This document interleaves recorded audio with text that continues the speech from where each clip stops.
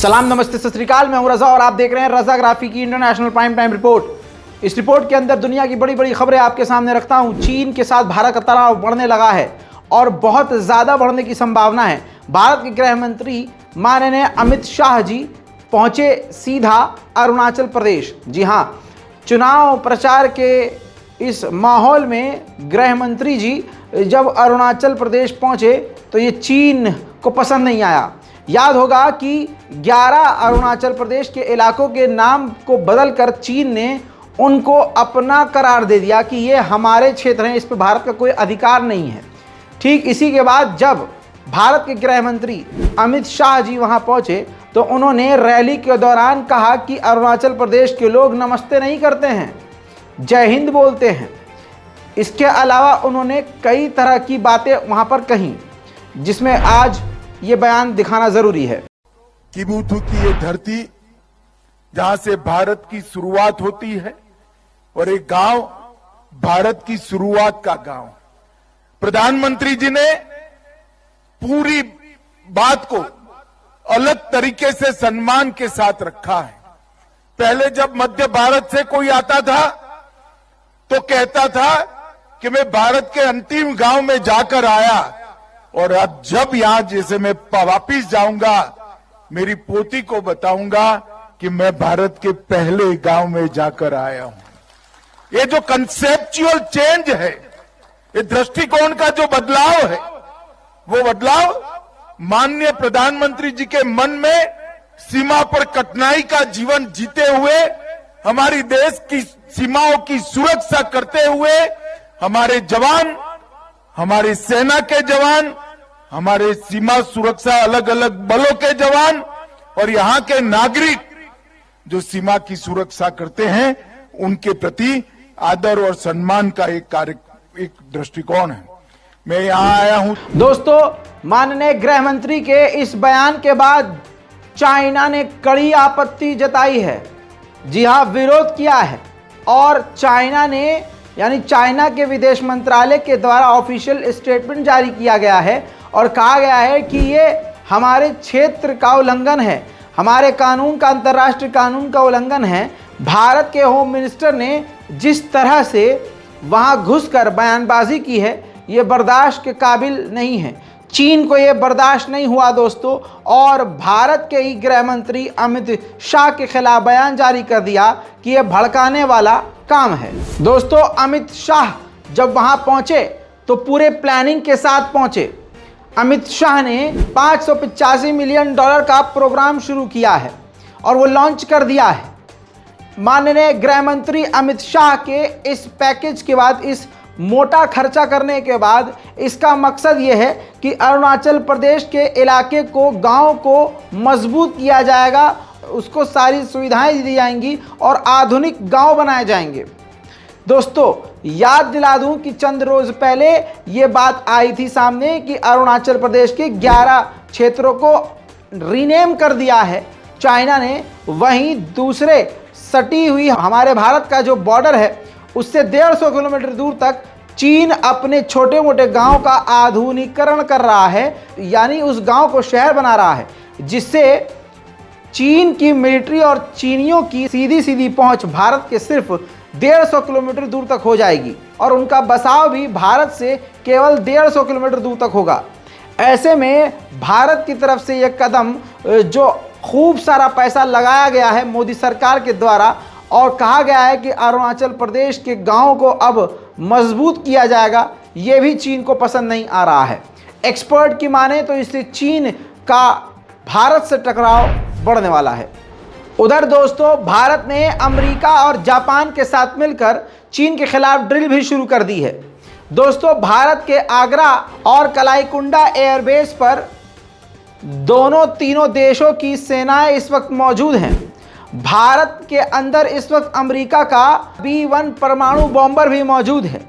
यानी तीनों देश की सेनाएं, भारत, जापान और अमेरिका की वायुसेना इस वक्त चीन के खिलाफ जबरदस्त ड्रिल करने वाली है। याद दिला दूं और बता दूं कि इस ड्रिल को कोप इंडिया 2023 का नाम दिया गया है। यह भी आपको बता दूं कि पिछले 27 साल में पहली बार अमेरिका की सबसे बड़ी डेलीगेशन, सबसे बड़ी टीम इस वक्त भारत आई है। इसकी वजह बिल्कुल क्लियर है, वो है चाइना। चाइना के खिलाफ भारत के साथ कंधे से कंधा मिलाकर अमेरिका खड़ा होना चाहता है। उधर ब्रिटेन के साथ भी भारत की कंट्रोवर्सी शुरू हो गई। खबर ये आई कि ब्रिटेन में यानी बरतानिया में खालिस्तान समर्थकों ने भारत के झंडे का अपमान किया, भारत की एम्बेसी पर जाकर भारत के खिलाफ नारेबाजी की। इससे भारत ब्रिटेन से कुछ और उम्मीद कर रहा था, लेकिन ब्रिटेन ने कुछ भी खालिस्तानियों के खिलाफ नहीं किया। खबर बीच में कई घंटे ये घूमने लगी यूरोप और इंडियन मीडिया में कि 24 अप्रैल को भारत और ब्रिटेन के बीच एक बड़ी मीटिंग होने वाली थी, जिसके बाद दोनों देश बड़े एग्रीमेंट करते, ट्रेड करते, बिजनेस करते। लेकिन भारत ब्रिटेन से इतना नाराज हो गया कि उन्होंने क्यों कोई कड़ा एक्शन नहीं लिया। इस वजह से 24 अप्रैल की मीटिंग को कैंसिल कर दिया गया। ये खबर खूब जमकर वायरल हुई क्योंकि ब्रिटेन की मीडिया ने खुद ही इसको रिपोर्ट कर दिया था। मामला जैसे तैसे तेजी से गर्म हुआ और ये खबर आम हुई, तुरंत भारत ने फिर क्लियर किया। भारत ने मामला बिगड़ते हुए देखकर ये फैसला सुनाया और क्लियर किया भारत के विदेश मंत्रालय के द्वारा कि ऐसा कुछ भी नहीं है। हमारा जो शेड्यूल है 24 अप्रैल का, उस दिन, उस तयशुदा दिन में हम ब्रिटेन से बातचीत करेंगे। वहीं इसी के बाद ब्रिटेन का ऑफिशियल स्टेटमेंट आया कि ऐसा कुछ नहीं है, ये बेबुनियाद बातें हैं, ये हमारे खिलाफ प्रोपेगेंडा है। भारत ने कोई भी मीटिंग और डील कैंसिल नहीं की है। बहरहाल कहने का मतलब ये है कि ब्रिटेन से होते होते भारत की रह गई। वहीं दोस्तों, अब पाकिस्तान की बात करें तो पाकिस्तान के पूर्व प्रधानमंत्री इमरान खान ने बयान जारी करते हुए फिर से भारत की तारीफ की है। उन्होंने कहा कि भारत की फॉरेन पॉलिसी का कोई जवाब नहीं है। हम भी भारत की तरह रूस के साथ डील करना चाह रहे थे, बिजनेस करना चाह रहे थे, ट्रेड करना चाह रहे थे, उससे सस्ते दामों में तेल लेना चाह रहे थे। लेकिन बड़े अफसोस के साथ ये बताना पड़ रहा है और आप लोगों ने देखा कि हमसे हमारी सरकार को छीन लिया गया और जिसके बाद आज पाकिस्तान के हालात आप देख रहे हैं। उधर दोस्तों, पाकिस्तान में आतंकवादी हमले भी लगातार बढ़ रहे हैं। रमज़ान के इस पाक मौके पर भी पाकिस्तान के क्वेटा के इलाके में पुलिस की गाड़ी में धमाका हुआ, जिसमें 4 पुलिसकर्मी मारे गए हैं और दर्जनों घायल हैं। हालात तनाव वाले हैं और पाकिस्तान में इस वक्त मुस्लिम और पाक आर्मी निशाने पर है आतंकवादियों के।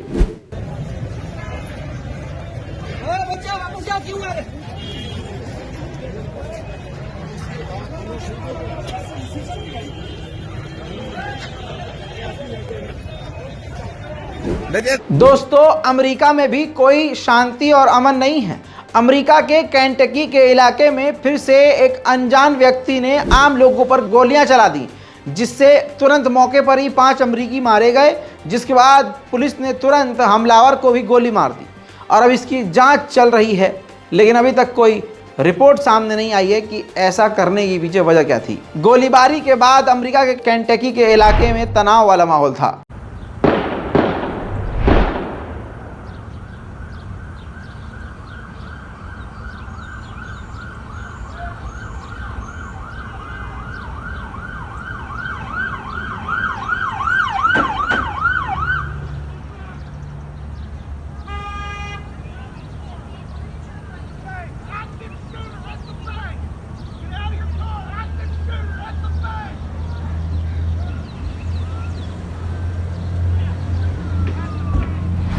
दोस्तों, पहले से ही कल मैं बता चुका हूं कि चाइना ताइवान को तो घेर ही चुका है और 3 दिन के जो ड्रिल थी उसकी लगभग पूरी हो चुकी है।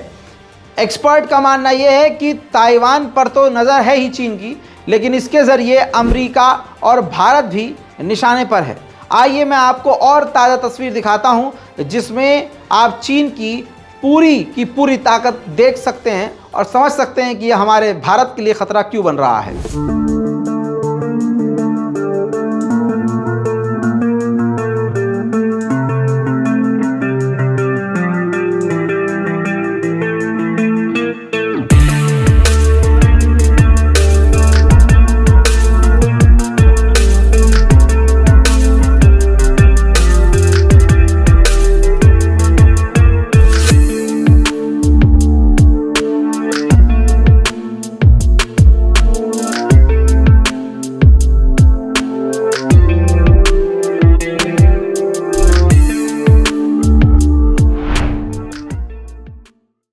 दोस्तों इन तस्वीरों के बाद आपको बता दूं कि जापान ने स्टेटमेंट जारी करके बड़ी खबर दी है।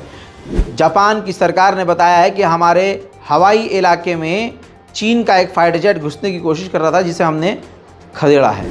उधर ताइवान के बहाने चीन के बेहद करीब अमेरिका ने भी अपनी नेवी ड्रिल को यानी युद्धपोत को इस्तेमाल करते हुए जो ड्रिल की गई वो ऐलान करके बताया कि उसकी ड्रिल पूरी हो चुकी है और उनकी जंग की तैयारी पूरी है। फिलीपींस के अंदर अमेरिका ने 4 मिलिट्री बेस बना लिए।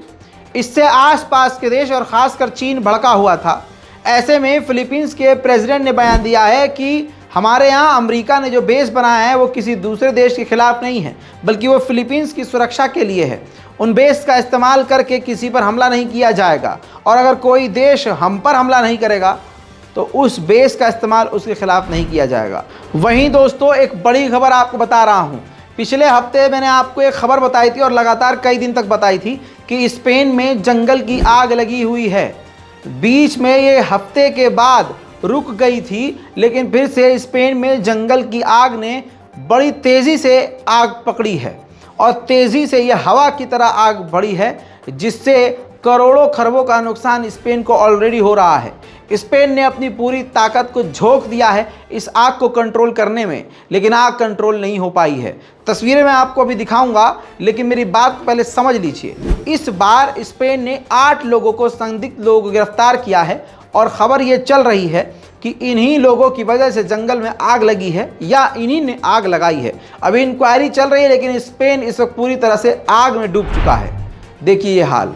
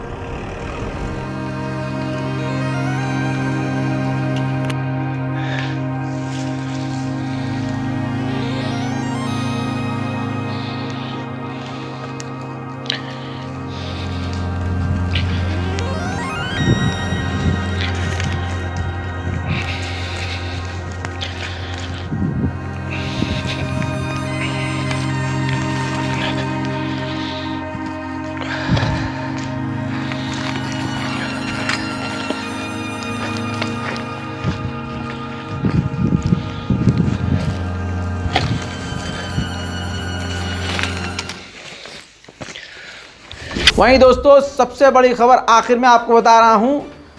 तमाम अंधभक्त इससे खुश हो जाएंगे। अंधभक्तों में खुशी की लहर है।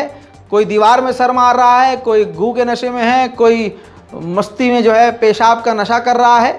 अब आपको बता दूं बड़ी खबर यह है, जो सबसे बड़ी है, कि एलन मस्क ट्विटर के ऑनर जो हैं, उन्होंने आखिरकार आज प्रधानमंत्री माननीय मोदी जी को ट्विटर पर फॉलो कर लिया है। जी हाँ, जिससे भारतीय जनता पार्टी के खैमों में खुशियां नजर आ रही हैं।